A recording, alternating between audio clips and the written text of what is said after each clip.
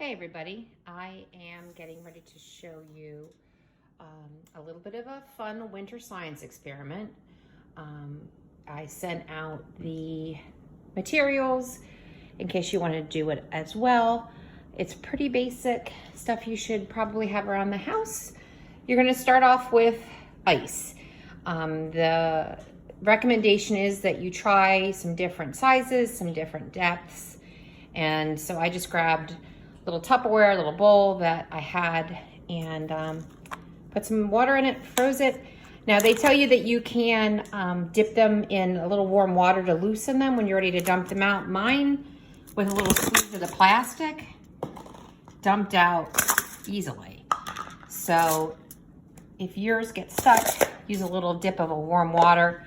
So I am putting mine on a pan with a pretty decent lip on it. These are going to melt, so you want to make sure that the water has some place to go so it doesn't make a giant mess on you, especially with the fact that you're going to be putting some food coloring or paint in it. You certainly don't want that to spill anywhere. Okay, so we have our ice, and then really all you need is table salt. I've got some here. Now they do say that you can try with different kinds of salt. So I grabbed sea salt. I actually also went to the garage and grabbed some rock salt that we would use on our driveway in the wintertime. Just be careful, grown-ups, to make sure you monitor your kiddos. Obviously, salt, if it gets in the eye, is super painful. Something like rock salt, obviously, is not non-toxic, so you definitely want to make sure somebody's around monitoring for that. Otherwise, everything that we have in our experiment today is totally child-friendly and safe. So here we go, let's get started. The first thing you're gonna wanna do is choose which salt you wanna use. Now, if you're just using one salt, then that's obvious. You can just start with that. I'm gonna go ahead and start with my table salt, and you just wanna kind of sprinkle it on the ice. Now, they did warn us in the description not to go too crazy at first with how much you put on. You can always put more on, but you can't put less on.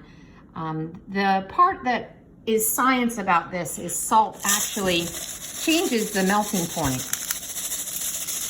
of ice. So typically ice wouldn't melt unless the temperature outside is above 32 degrees. And so what salt allows it to do is it allows it to melt at much colder temperatures. So it's 29 degrees out on a winter morning and you have an icy driveway, and you can put salt down and it will melt it, even though the temperature would say it wouldn't allow you to.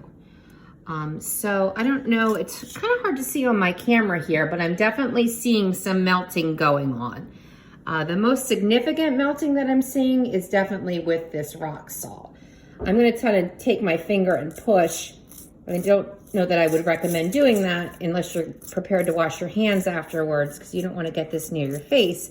But if you can see, Nacho's here helping, you can see it's got some rivets in it already. It almost looks pitted. The sea salt is probably the next most dramatic one.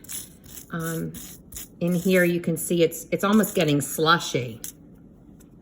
And then the table salt is basically didn't do a whole lot except make the surface sort of rough where it had been kind of glassy smooth.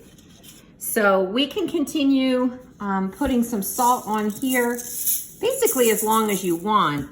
And you're looking for, you know, some rivets and some holes and some pitting to make this look kind of pretty. I'm gonna push the rock salt off a little bit here just because it's kind of gray and I think it might make it look a little mucky.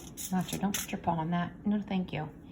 The next thing you're going to do is you're going to go ahead and take your food color.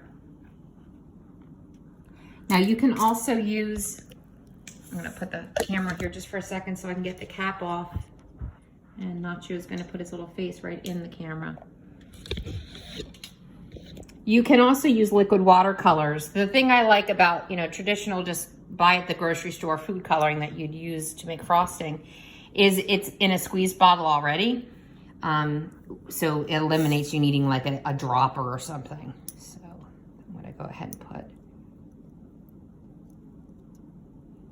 So now you can really see the rivets and the rivers that were created with the melting. It's a little bit hard to tell when it's just clear ice, but once you put that coloring in, you can kind of see it. So let's go over to the sea salt one. It's pretty. It's a little stained glass like, I think. You can really see some of the rivers that are running down the side here. I can kind of take my fingernail and feel that it's actually like a little bit of an indentation where the salt sort of melted down. And this cat is fascinated. What are you doing? You're gonna get your paws green, goofball. All right, so we're gonna do the one more on the side here. A little bit of blue. This one looked the least melted to me by my eye, but now that I put the blue on it, I really can see it's a lot more melted than I thought it was. You can really see how pitted, and there's rivers and pits and holes all through it. So this is a little winter ice experiment. You can keep putting more salt on and more paint on as long as you like. Obviously, the more salt you use, the more melty things are going to get. The other fun thing they talked about is that you can pick these up, and if you hold them up, they really do look pretty with the light shining through them. It almost is like a little bit of a stained glass effect. So this is a little science experiment that you can do at home with things you have right around the house. I hope you have fun making this. Bye-bye.